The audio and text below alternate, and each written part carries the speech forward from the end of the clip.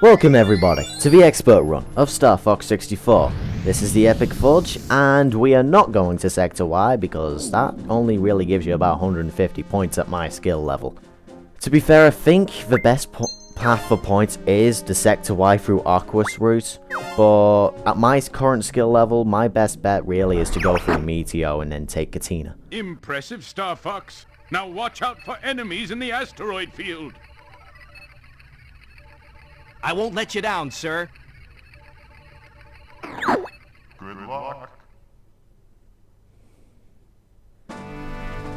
Yay, we get to shoot asteroids for nearly no reason whatsoever. Other than to make fraud.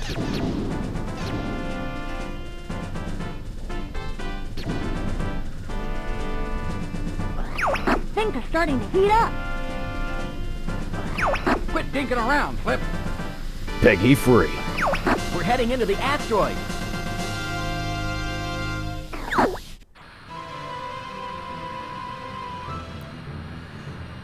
So, once again we are into Meteor, because that gives you a lot of points. Problem is, though, I ended up coming in here with only one laser because of Slippy crashing into me like a bloody idiot.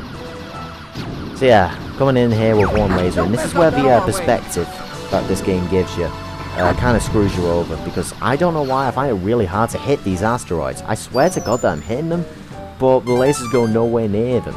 Like, they go right behind them because of the like the camera's perspective and stuff like that. I guess that's one point where the 3DS version like really shines, because this game came out for the 3DS and it's called Star Fox 64 3D. And yeah, that's pretty much the same game as this, only it's in 3D, and it's in 6th generation graphics, like GameCube kind of graphics, which is quite good.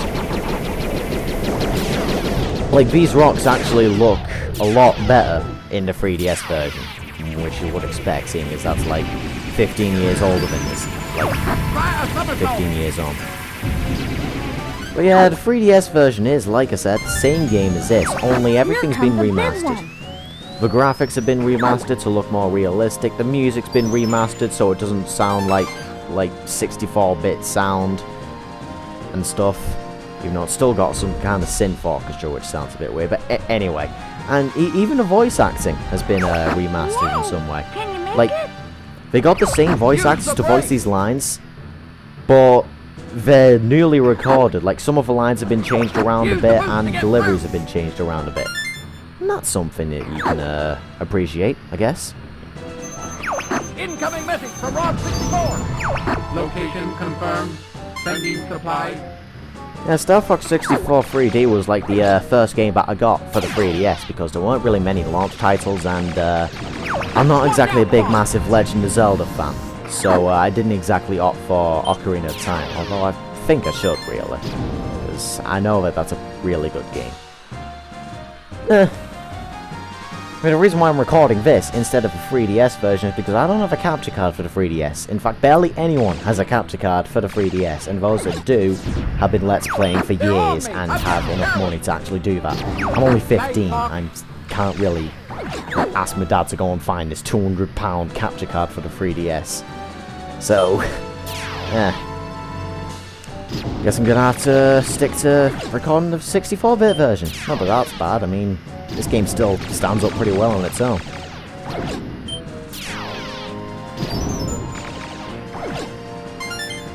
But yeah, when you get to Meteor, you really want to stack up on bombs at the moment, because you'll find you'll find in like the warp zone with all the rocks that you shoot down, you want to get as many bombs as you can, because you won't get many chances to restock while you're in the warp zone, because there's less items in the expert mode. And these enemies are new. There's nothing much to say here, it's mostly the same thing. Your turn to be thanked. No, it isn't, Falco. I bombed them all before you got there. Don't lie. Oh god, these mothbots as well. In the expert mode, whenever there's a chance for them to put mothbots in, they will put a ton of mothbots in. And it's almost impossible to dodge them. And I swear to God, I am hitting that thing right there. And it just doesn't hit. The lasers don't connect. I don't get that. It's stupid. You want a piece of me? Probably. They might be French. I mean, French eat frog's legs is a delicacy. Take that! Yeah, you really showed them there, Slippy. Well done. Oh, yeah, I actually got it one shot there. That's impressive. For me, anyway. I know that there's some... Charge your laser. I'm not doing that joke again. You can also lock on the enemies this way. Now, if you are skilled enough with the crosshairs and the lock-on, you can lock on to pretty much all of these 7 chains of enemies right here to get the extra points, but I'm never good enough to do that, so I just launch a last-minute bomb and then go into the hyperspace. It's weird because I spent a couple of goes trying to get into the hyperspace because I'd usually have trying to get the extra points, but I'd usually mess up. Like, I'd end up missing the hyperspace gate trying to get all the extra enemies. But yeah, anyway, we're in the warp zone again with actual music instead of that weird tricky tune that I had in the last main game episodes.